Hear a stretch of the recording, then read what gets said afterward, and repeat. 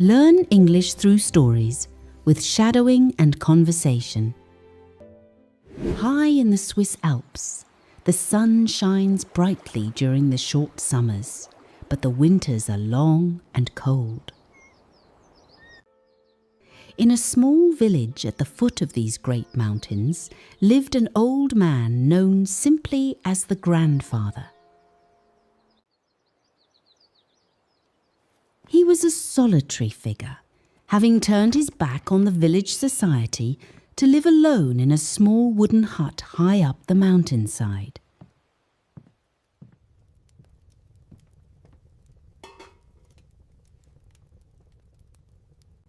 The villagers feared him because of his silent, stern nature and his angry grey eyes. One sunny morning, a woman named Dete climbed the steep path to the grandfather's hut. She was holding the hand of a little 5-year-old girl. It was Heidi, Dete's niece. Dete had been taking care of the orphan girl, but she had found a new job in the city of Frankfurt and could no longer look after her. I have brought her to you. You are her grandfather, and it is your turn to take care of her. The grandfather was not pleased at first. Why do you bring a small child to this lonely place? But Dete left quickly, leaving Heidi behind. Slowly, the old man's heart began to melt. Heidi was not afraid of him. She looked around her new home with wide, curious eyes. She loved the sound of the wind in the tall pine trees surrounding the hut. That first night, the grandfather made a bed for her in the hayloft, high up near the roof. Heidi slept soundly, listening to the wind whistle through the cracks in the wood.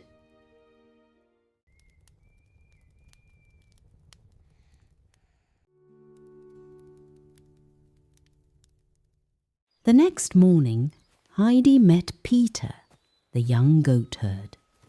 Every day Peter took all the village goats up the mountain to eat the fresh, sweet grass.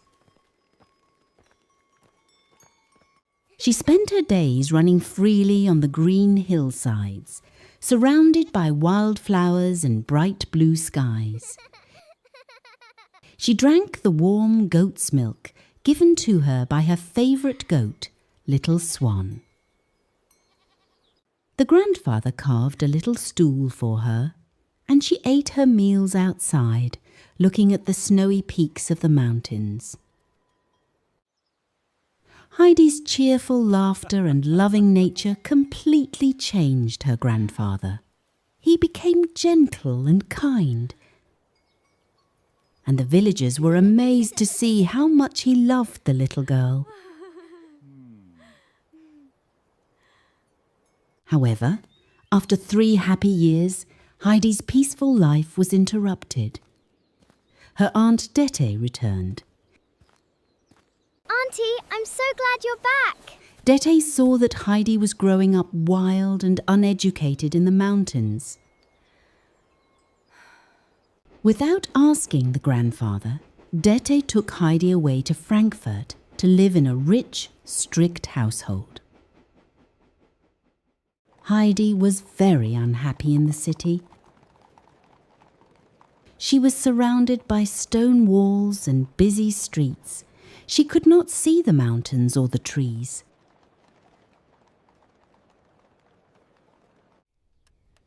She was supposed to be a companion to Clara, the daughter of the wealthy Mr. Sesemann.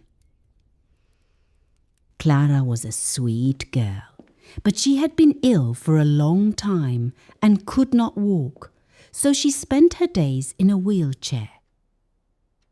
Although Heidi and Clara became good friends, Heidi felt like a prisoner in the big city house. She missed her grandfather, she missed Peter, and she missed the freedom of the mountains.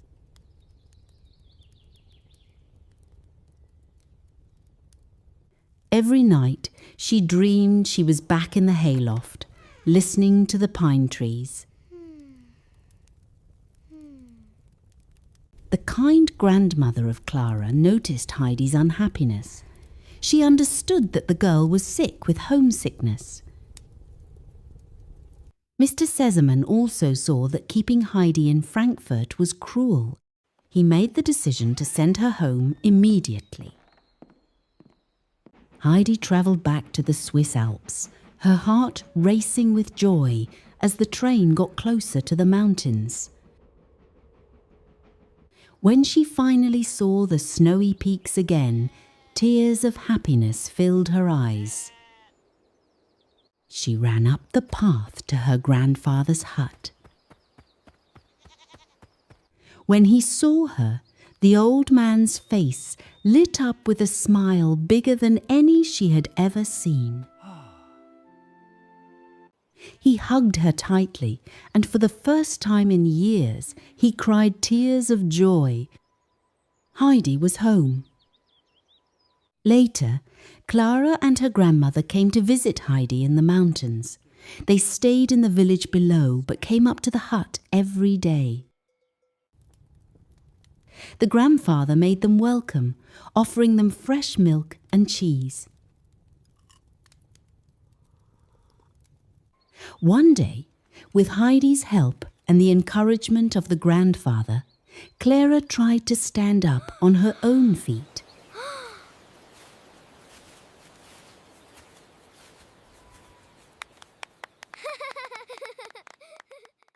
The fresh mountain air, the healthy food, and the happiness of being with her friends had worked a miracle.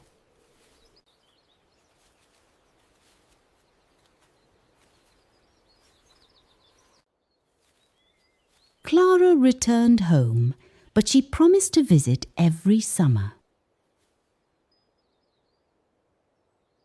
As for Heidi, she continued to live happily with her grandfather in the little hut on the mountain, where the sun always shone and the wind sang through the pine trees.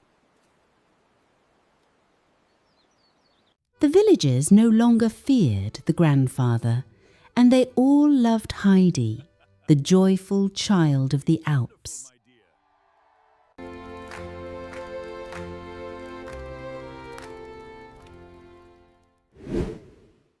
Now let's do some shadowing together.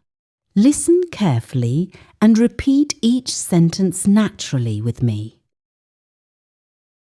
When Heidi finally returned to the Swiss Alps, she felt happier than she had ever felt before. When Heidi finally returned to the Swiss Alps, she felt happier than she had ever felt before.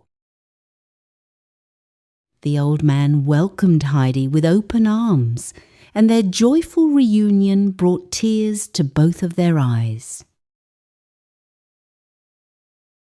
The old man welcomed Heidi with open arms, and their joyful reunion brought tears to both of their eyes.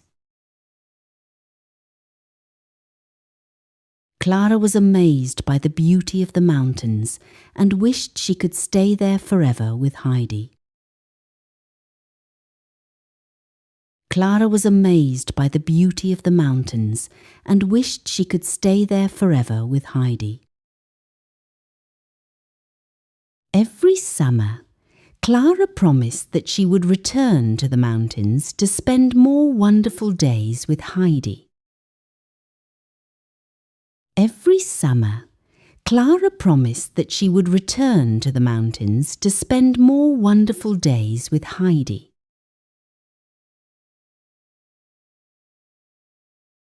The little mountain hut became a place where friendship, love, hope, and happiness filled every single day. The little mountain hut became a place where friendship, love, hope, and happiness filled every single day. Although the story came to an end, Heidi remained the joyful child of the Alps in everyone's heart forever.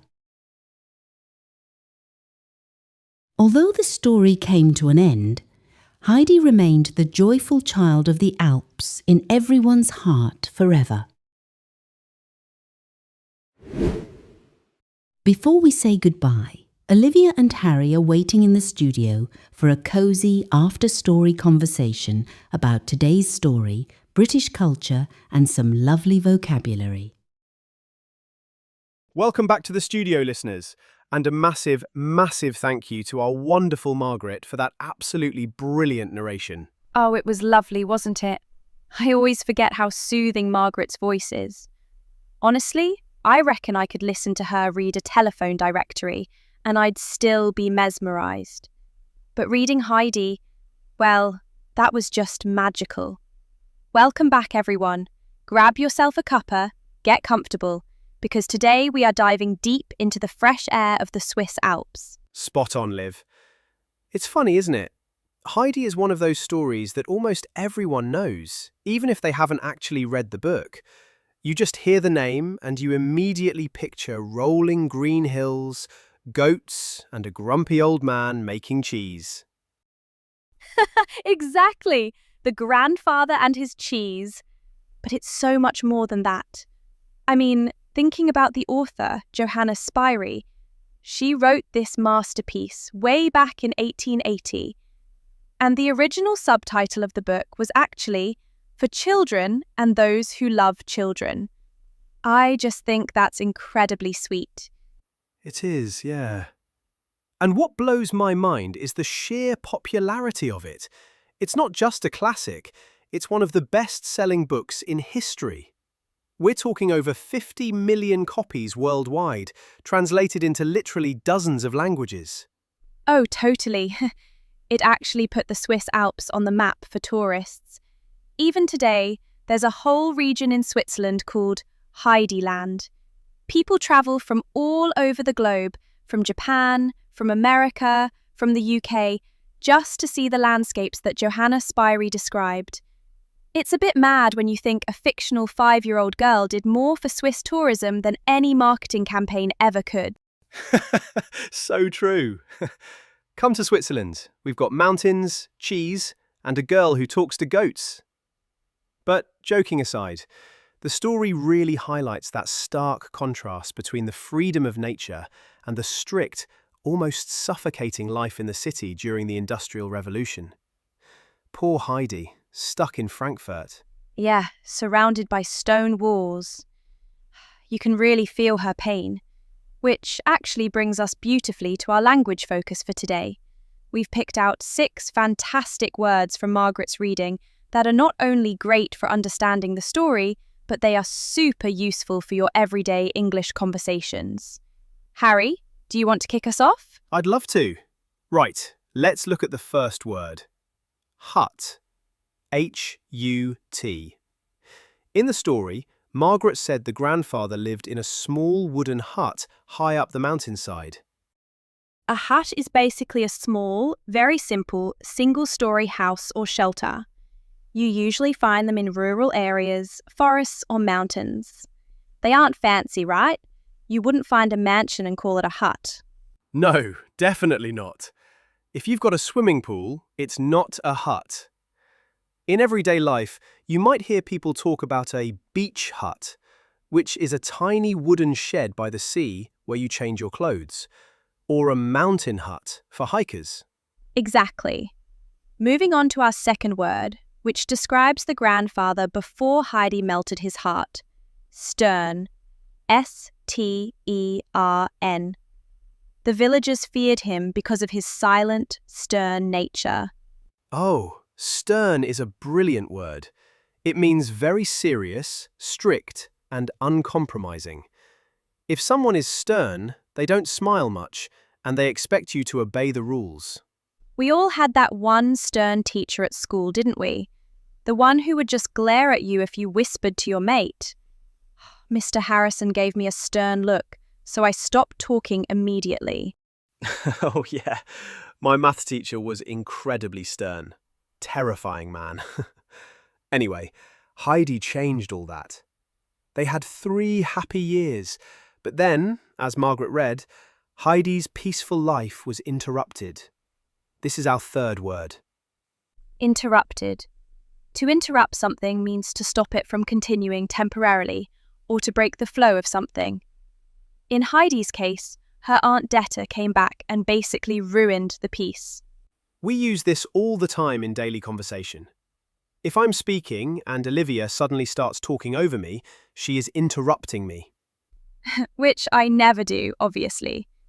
Oh, absolutely never. You're the picture of politeness, Liv. But yeah, you can say, "Sorry to interrupt, but you have a phone call."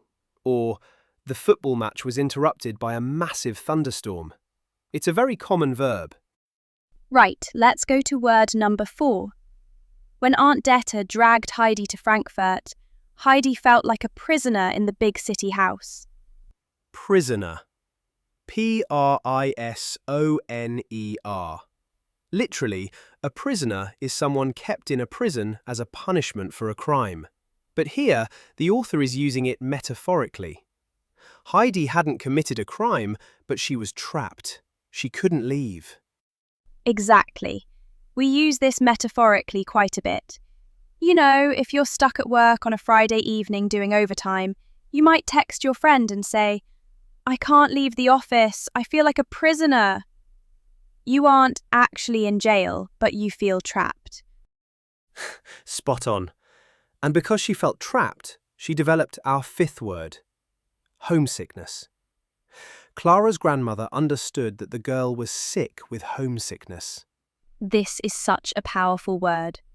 Homesickness is that feeling of unhappiness and distress because you are far away from your home, your family, and familiar things.